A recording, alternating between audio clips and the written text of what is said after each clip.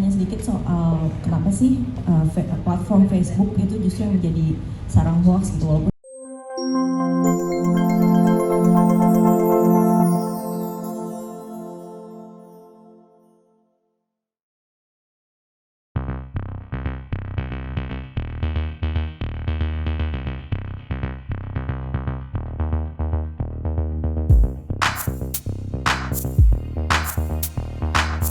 ya kan Pak, tadi disebutkan kalau di media sosial kan salah satunya paling banyak di Facebook ya Pak, dan penyebarannya kan juga untuk hoax ini di medsos.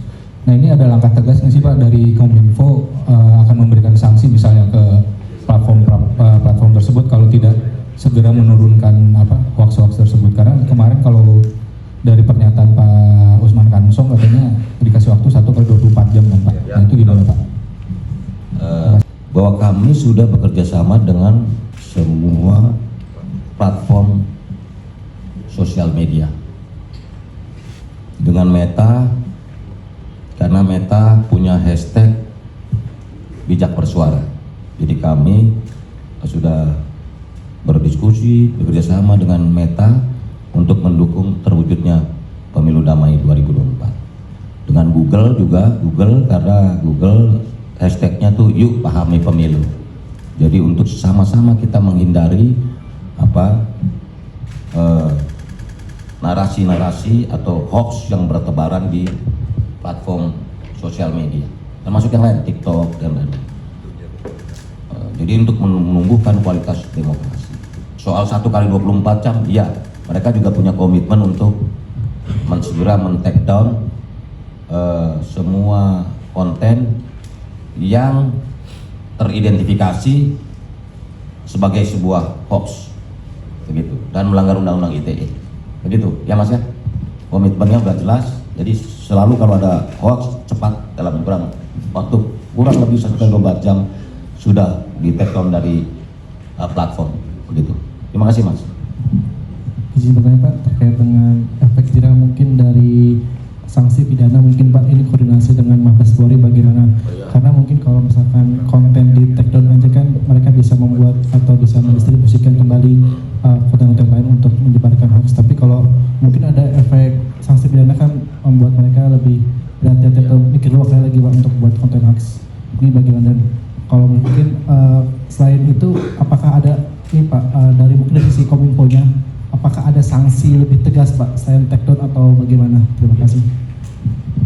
Yang pasti kita ingin membangun narasi pemilu damai dan mewujudkan integritas dan peningkatan kualitas demokrasi di Indonesia pada perhelatan pemilu 2024 ini.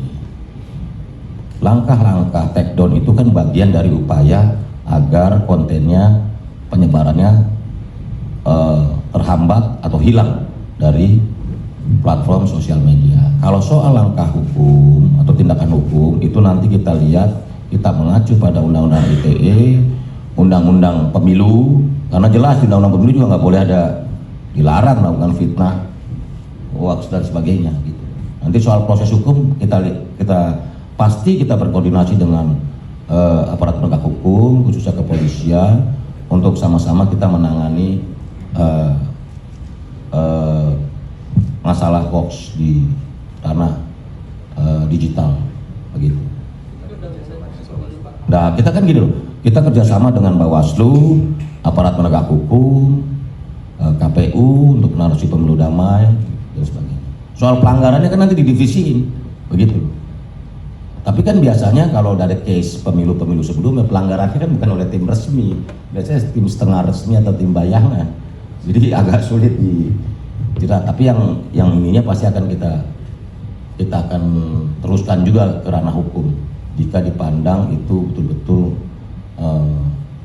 memenuhi unsur-unsur perbuatan atau tindakan melawan hukum. Begitu ya? Ya belum, sementara belum, nanti begitu. Kalau ada yang melaporkan ya kita ini.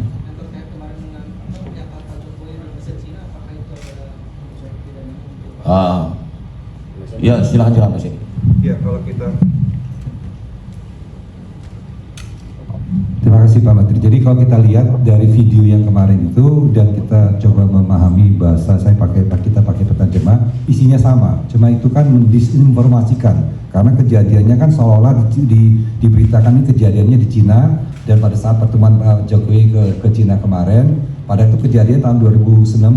Kalau dari narasi yang diucapkan setelah kita cross check dengan penerjemah sama dengan narasi bahasa Inggrisnya. Nah ini ada tujuannya disinformasi. Nah kalau yang tadi terkait pidana tadi, kami tidak akan mentolerir hoax-hoax yang menimbulkan kerusuhan. Banyak akan terjadi 2019 dan kita ambil tindakan tegas. Jadi kalau begitu sampai menimbulkan kerusuhan, kita ambil aktornya. Nah ini justru tadi kami ingatkan bahwa saat ini sudah mulai penggunaan AI dalam menciptakan disinformasi maupun hoax. Ini yang kita ini bagian daripada namanya pre-banking. Kita mengingatkan masyarakat bahwa akan banyak hal-hal kayak gini. Untuk itu sangat penting untuk tabayun atau check and recheck. Carilah informasi dari sumber-sumber yang dapat dipercaya. Dan kami pun menyajikan, kami punya list-list tentang hoax-hoax. Nanti juga teman-teman wartawan akan dibagikan hoax-hoax pemilu. Contoh-contohnya kita bagikan, nanti dari Humas akan membagikan. Gitu Pak.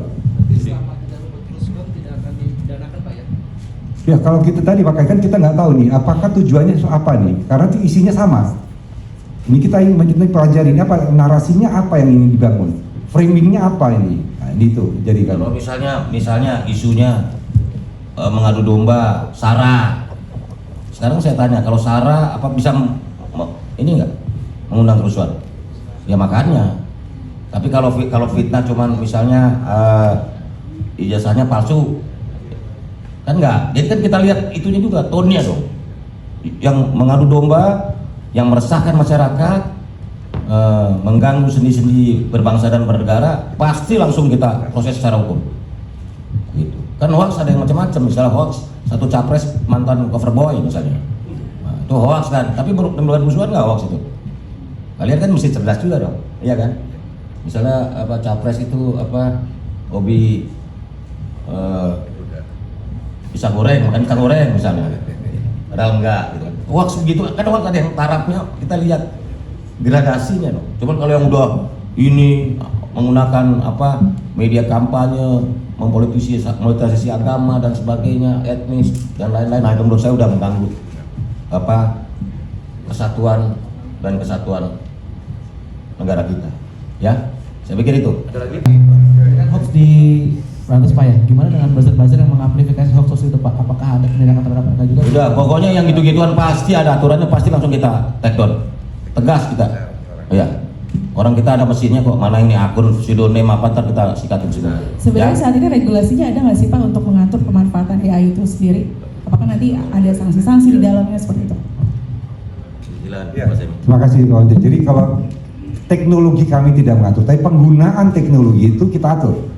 Penggunaannya, karena AI ada digunakan untuk kebaikan, feature-feature financial, marketing segala macam banyak. Tapi begitu salah digunakan, nah itu baru kita tindak dan ada aturannya. Jadi kan sama saja kita bilang pisau kan bisa membantu kita untuk menyiapkan makanan, tapi bisa untuk menodong. Begitu dia buat menodong, itu adalah pelanggaran. Jadi bukan menyalahkan teknologinya, tapi siapa menggunakan untuk apa.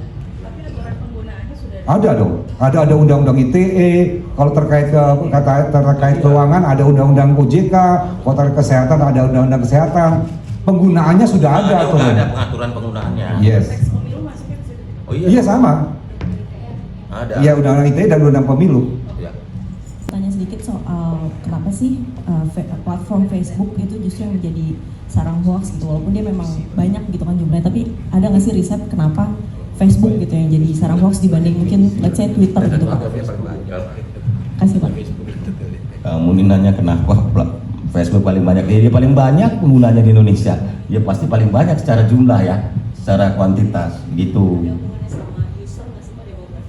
Oh iya, karena Facebook ini kalau dalam data kami, Facebook itu sosial media yang paling banyak digunakan di Indonesia dan sejarahnya dipakai selalu untuk political campaign seperti itu Mbak.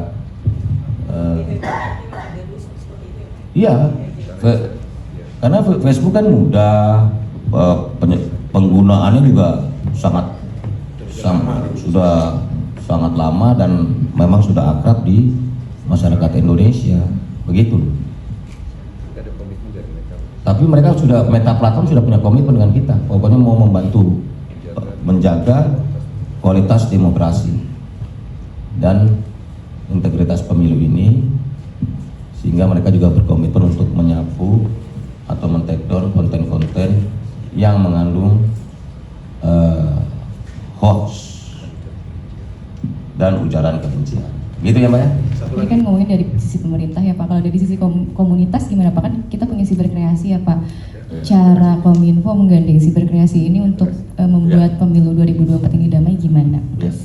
Kami dengan komunitas siberkreasi ini juga menggandeng seluruh komunitas masyarakat itu dengan literasi digital yang terus kami selenggarakan untuk menyadarkan masyarakat betapa pentingnya ranah digital Indonesia ini menjadi ruang yang sehat, yang sejuk, yang juga membantu terwujudnya pemilu yang berkualitas, pemilu yang damai, pemilu yang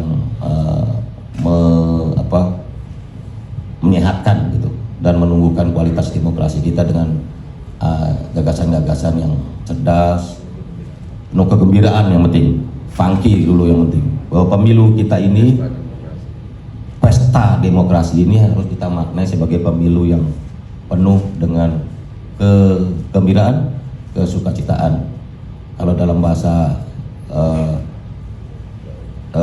kampus, waktu saya di kampus adalah make politik more fun, make fun more politik. Jadi membuat politik lebih bergembira dan membuat kegembiraan lebih politis. Begitu, ya? Cocok? Oke.